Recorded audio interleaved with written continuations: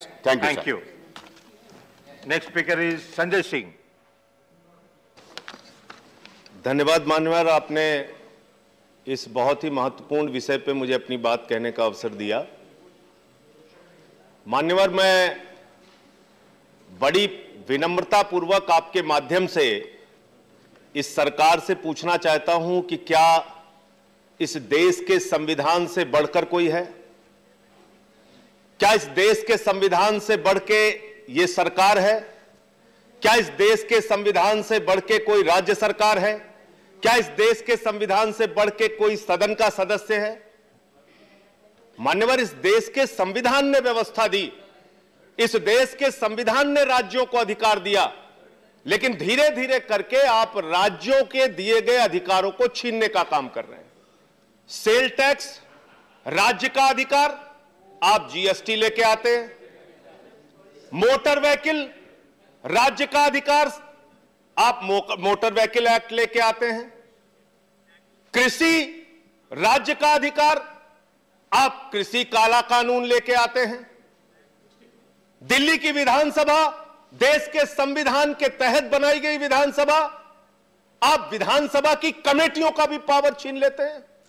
और इस dam safety bill में मान्यवर आप वही काम कर रहे हैं। हमारे यहां एक कहावत है, तू कौन मैं खामखा। आपसे किसने कहा कि आप राज्यों की डैम सेफ्टी के अंदर इंटरफेयर कीजिए? किस राज्य ने आपसे अनुरोध किया?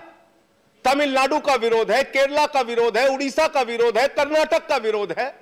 और साफ तौर से देश के संविधान की धारा 252 कहती है, दो राज्यों के अनुरोध के बगैर आप कोई हस्तक्षेप नहीं कर सकते।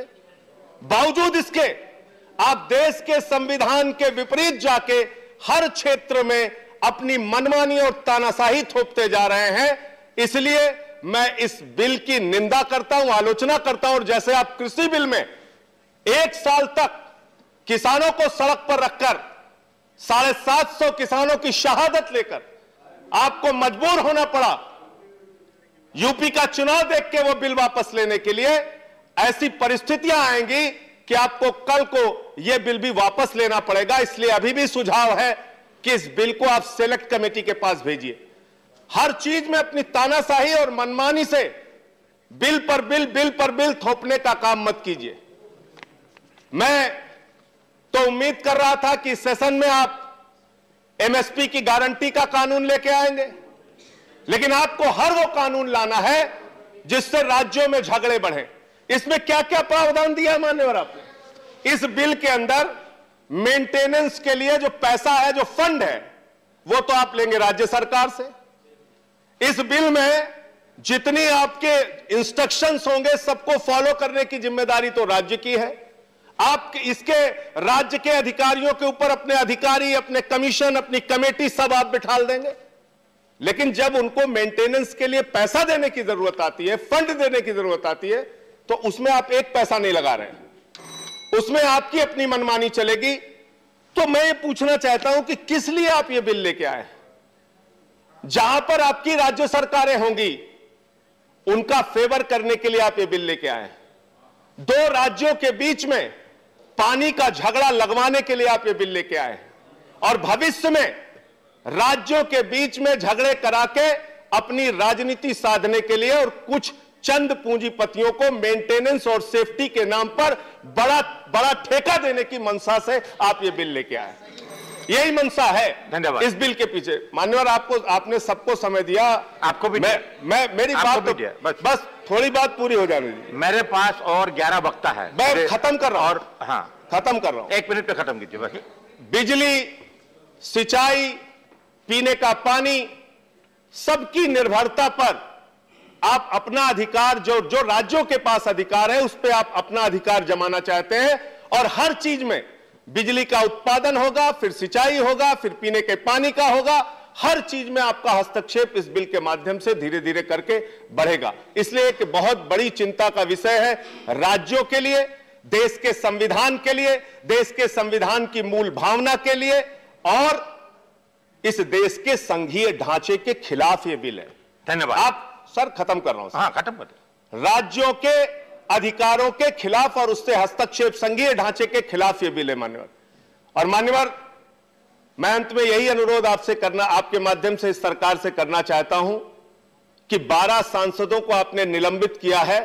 आज इस बिल की चर्चा में हम लोग शामिल नहीं होते, लेकिन क्योंकि ये जनहित का एक बड़ा मुद्दा था, ये विषय नहीं, राज्यों के हित का एक बड़ा मुद्दा था, इसलिए हम लोग चर्चा में शामिल हुए हैं। अब इस भावना का सम्मान करते हुए उन हमारे साथी सांसदों को आप सदन में लाइए और उनके निलंबन को वापस कीजिए। ये सरासर उनके साथ आपने उनके अधिकारों को छीनने का काम किया। उनके अधिकारों को छीनने का काम आपने किया। 12 सांसदों को आपने निलंबित करके बाहर कर दिया। आप तानाशाही की सरकार चला रहे हैं हिंदुस्तान के अंदर। तानाशाही से लोकतंत्र नहीं चलता, तानाशाही से संसदीय परंपरा नहीं चलती साहब। और अरुण जेटली साहब को पढ़ लीजिए, वो सदन की बाधा को लोकतंत्र की मजबूती के लिए अच्छा बताते रहे हैं। और अटल बिहारी वाजपेयी जी को भी पढ़ लीजिए। 2001 में अंत में कह के खत्म कर रहा हूं, बिल्कुल खत्म कर रहा हूं। 2001 अरे सर, अटल बिहारी वाजपेयी जी का वक्तव्य तो याद करा लेने दीजिए इनको। स्वर्गीय प्रधानमंत्री अटल बिहारी वाजपेयी जी ने कहा था बहुमत के दल को सदन चलाने की सबसे बड़ी जिम्मेदारी है। आप सदन को चलाने की जिम्मेदारी आपके ऊपर है। आप विपक्ष के सांसदों का इस तरीके से उनके अधिकारों का हनन नहीं कर सकते। इस तरीके से Sir, I'd like to mention that there is under Rule 238 subpoint 2, it clearly mentions that while speaking, you cannot use offensive expressions about the conduct or proceedings of the House or any legislature. 1, 2. Sir, let me complete. That is Rule 238. Under Rule 2, sir, same thing. Under point 238(4), you cannot reflect on any determination of the council except on a motion. नहीं, हर दिन हम rules of procedure की चर्चा कर रहे हैं media में। नहीं सर, पॉइंट ऑफ ऑर्डर में अलग रूल 261 आप rule book sir, rule book देख लीजिए। 261 expansion of words from proceedings. It says if the chairman is of the opinion, ये रूल में है। I have मेरे पास है sir. 261 So, if the chairman is of the opinion that a word or words have been used which are defamatory or indecent or unparliamentary, they will have to be expunged. Three times member Sanjay Singh used the word manmani. This is not a house that runs on manmani. So that's a very unparliamentary word. Tanashahi was used twice. This is a house of democracy. This Tanashahi is irrelevant in this house. Kala Kanun. So the word Kala Kanun cannot be used because that was a law that was passed in this house. So I want all these three words to be expunged. Manmani, Tanashahi, Kala Kanun, all these words must be expunged, sir. Thank you. I have heard you, Mr. Rao. I'll go through the records. I'll go through the records. If anything is there, I'll go through the record. The next speaker is Dr. Fawzia Khan. On this point of order, I want to say. Thank you very much, sir. On this point of order, I want to say.